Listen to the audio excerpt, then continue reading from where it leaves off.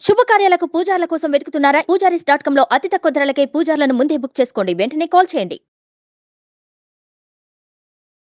నమస్తే వంశీ గారు. నమస్కారం మేడం. చాలామంది పిల్లలకి హ్యాండ్ రైటింగ్ ప్రాబ్లంగా ఉంటుంది.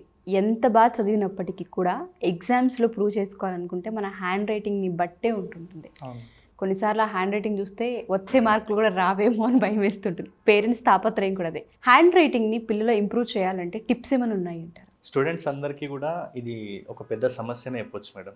ఎందుకంటే స్టూడెంట్స్ 365 డేస్ చదివింది ఒక 3 అవర్స్లో ఎగ్జామ్ రాస్తే ఒక 3 మినిట్స్లో పేపర్ కరెక్షన్ చేసి పక్కకి వేస్తారు. అంటే ఆ 3 మినిట్స్లో వాళ్ళు పేపర్ కరెక్షన్ చేసినప్పుడు వాళ్ళు 365 చేసిన హార్డ్ వర్క్ ఏముంది, స్మార్ట్ వర్క్ ఏముంది అనేది డిసైడ్ అయ్యేది ఆ 3 మినిట్స్లో చేసే కరెక్షన్ మాత్రమే. అలాంటప్పుడు హ్యాండ్ రైటింగ్ అనేది చాలా మ్యాటర్ అవుతుంది అనమాట. సో అలాంటి సమయంలో మనం మంచి మార్క్స్ స్కోర్ చేయాలనుకుంటే మంచి హ్యాండ్ రైటింగ్ అనేది చాలా అవసరం అనమాట. సో మంచి హ్యాండ్ రైటింగ్ ఎలా ఇంప్రూవ్ చేసుకోవాలనేది మనం ఇప్పుడు ఈ వీడియోలో చెప్తాం మేడం. చూడండి మేడం, ఇక్కడ ఇదొక హ్యాండ్ రైటింగ్ ఉంది, నెక్స్ట్ ఇది ఒక హ్యాండ్ రైటింగ్ ఉంది. ఈ రెండు హ్యాండ్ రైటింగ్స్లో ఏది చూడడానికి బాగుంది? ఇదే బాగుంది కదా. దీన్ని చూడాలని అనిపిస్తుందా? అనిపించట్లేదు. చూస్తే అసలు చదవాలని కూడా మనకి ఇంట్రెస్ట్ రాదు. అలాంటప్పుడు సేమ్ పేపర్ కరెక్షన్ చేసే వాళ్ళు కూడా మీ పేపర్ ఫస్ట్ తీసుకునేంబడే ఫస్ట్ మీ హ్యాండ్ రైటింగే, మీరు ఏం రాశారు అనేది చూడకుండా మీ హ్యాండ్ రైటింగ్ ఎలా ఉందనేది మాత్రమే చూస్తారనమాట. అక్కడ మనం ఏం రాసిందో కూడా చూడలేదు, కాకపోతే సడన్గా చెప్పేస్తాం ఇది బాగుంది ఇది బాగలేదు అనేది. ఒక మూవీకి ట్రైలర్ ఎంత ఇంపార్టెంటో, అంటే ట్రైలర్ బాగుంటే మనం ఆ మూవీ ఎట్లుందో డిసైడ్ చేసిస్తాం.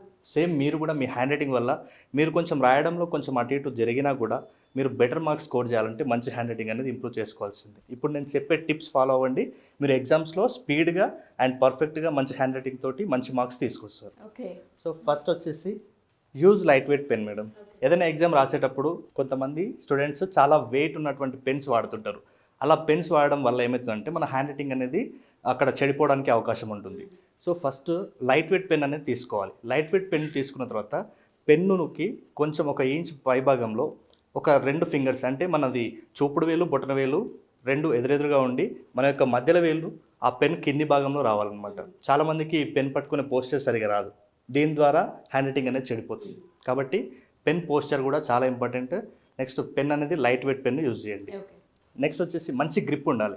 చాలామంది ఈ మధ్యకాలంలో తక్కువ ధరకు దొరికే ₹2 ₹3 పెన్నులకు తీసుకుంటున్నారు. అంటే కొన్నింటికి గ్రిప్ ఉంటుంది, కొన్నింటికి గ్రిప్ ఉండదు, జారిపోతూ ఉంటుంది. అంటే మనం రాసేటప్పుడు చేతికి కొంచెం స్వెట్ వచ్చినప్పుడు అది జారిపోయి మన హ్యాండ్ రైటింగ్ చెడిపోయే ప్రమాదం ఉంటుంది. కాబట్టి మ్యాక్సిమం ఒక మంచి పెన్ తీసుకోండి, అంటే మంచి గ్రిప్ ఉండేవి. మరీ ఎక్కువ ఖర్చు పెట్టమనట్లేదు, ఒక ₹10లో 5 to 10 రూపీస్ ఉన్నటువంటి పెన్స్ కూడా చాలా బాగుంటాయి. సో మంచి గ్రిప్ ఉన్న పెన్నుకి మీరు ప్రాముఖ్యత ఇవ్వండి.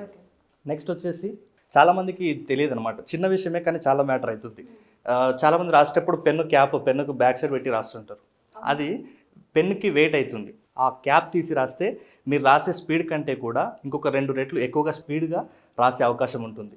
కాబట్టి మ్యాక్సిమం మీరు ఎగ్జామ్స్లో రాసేటప్పుడు క్యాప్ తీసి పక్కకు పెట్టి రాసే ప్రయత్నం చేయండి.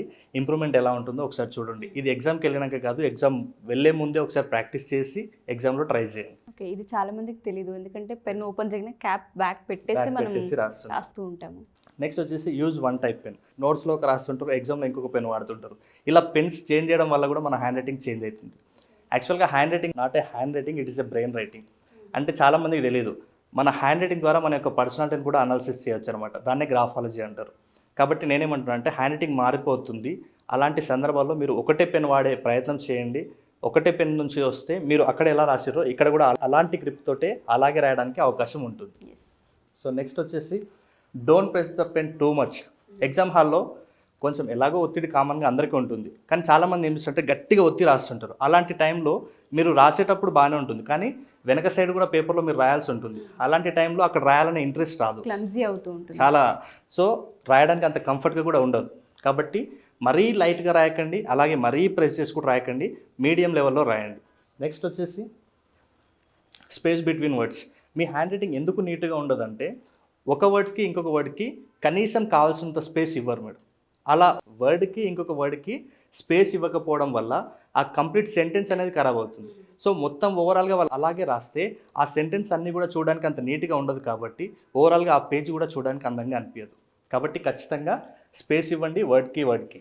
నెక్స్ట్ వచ్చేసి అలాగే సెంటెన్స్కి మధ్య కూడా స్పేస్ ఇస్తే చూడడానికి అందంగా ఉంటుంది. నెక్స్ట్ వచ్చేసి ప్రతి లెటర్స్ కూడా ఇప్పుడు ఇంగ్లీష్లో upper zone letters, middle zone letters, lower zone letters ఉంటాయి.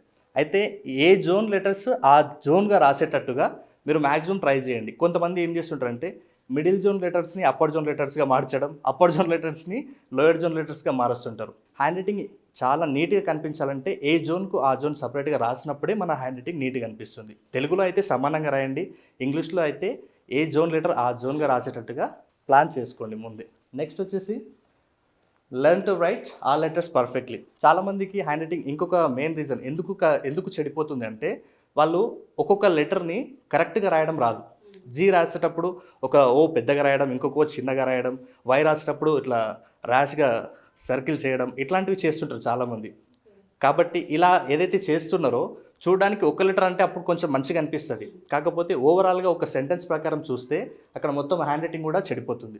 కాబట్టి ఫస్ట్ ఏ లెటర్ని ఏ సైజులో రాయాలనేది కూడా చాలా మ్యాటర్ అవుతుంది. దీనిలో గ్రాఫాలజీలో ఈ లెటర్ సైజ్ని బట్టే అవతల వాళ్ళ పర్సనాలిటీ ఏందన్నది చెప్పొచ్చు అనమాట. కాబట్టి మీరు రాసేటప్పుడు ఫస్ట్ లెటర్స్ ఎలా రాయాలనేది కూడా ఫస్ట్ తెలుసుకోండి. నెక్స్ట్ వచ్చేసి ప్రతి లైన్ కూడా క్రాస్గా రాస్తుంటారు కొంతమంది ఎగ్జామ్స్ రాసేటప్పుడు. అంటే ఒకరిది ఇక్కడ స్టార్ట్ చేస్తారు, కంప్లీట్గా పైకన్నా వెళ్తుంది, లేదనుకుంటే కిందికన్నా వెళ్తుంది. ఇలా ఉంటే హ్యాండ్ రైటింగ్ చూడడానికి అంత మంచిగా ఇంప్రెషన్ రాదనమాట. కాబట్టి మ్యాక్సిమం ప్లెయిన్ నోట్స్లో రాసేటప్పుడు ఇంటి దగ్గర ఎగ్జామ్కి వెళ్ళకముందే మీరు ఎలాగో మీకు హోంవర్క్స్ అవి ఉంటాయి కాబట్టి అక్కడే బాగా ప్రాక్టీస్ చేసి మీరు రాసేది స్ట్రైట్గా వచ్చేటట్టుగా ప్లాన్ వేసుకోండి. అలాగే ఎగ్జామ్లో రాసేటట్టుగా కూడా మీరు రెడీ అవ్వండి. నెక్స్ట్ లాస్ట్ వచ్చేసి ప్రాక్టీస్ డైలీ. ఇది చాలామంది ప్రతిరోజు 365 రోజులు రాస్తూనే ఉంటారు, కానీ హ్యాండ్ రైటింగ్ మీద ఫోకస్ చేయరు. కాకపోతే ఖచ్చితంగా హ్యాండ్ రైటింగ్ మీద ఫోకస్ చేసి డైలీ ఒక 30 మినిట్స్ లేదంటే 40 మినిట్స్ కూర్చొని రాయండి. ఇప్పుడు ఫస్ట్ హ్యాండ్ రైటింగ్ బెటర్గా ప్రాక్టీస్ అవ్వడానికి మనకు స్కూల్స్లో హోంవర్క్ ఇస్తుంటారు, నెక్స్ట్ నోట్స్ రాయడానికి కూడా ఇస్తుంటారు. చాలామంది ఏం చేస్తుంటారు అంటే ఫ్రెండ్స్కి ఇచ్చి రాయించడం, ఇంట్లో వేరే అక్కకో అన్నకో ఇచ్చి రాయించడం, ఇట్లాంటివి చేస్తుంటారు. సో అలాంటివి చేయకుండా మీరే రాస్తుంటే మీ హ్యాండ్ రైటింగ్ చూడడానికి చక్కగా తయారవుతుంది, అలాగే స్పీడ్గా రాయడం కూడా మీకు అలవాటు అవుతుంది.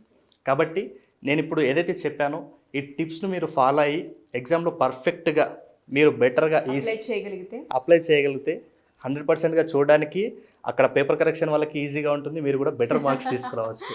ఎగ్జాక్ట్లీ. ఈ హ్యాండ్ రైటింగ్ వచ్చేసి వరల్డ్లో బెస్ట్ హ్యాండ్ రైటింగ్ మేడం. ఈ హ్యాండ్ రైటింగ్ ప్రకృతి మల్లా అనే ఒక అమ్మాయిది, నేపాల్ అమ్మాయిది. ఆ అమ్మాయికి 12 years ఏజ్. సో వరల్డ్లోనే బెస్ట్ హ్యాండ్ రైటింగ్ ఈ అమ్మాయిది.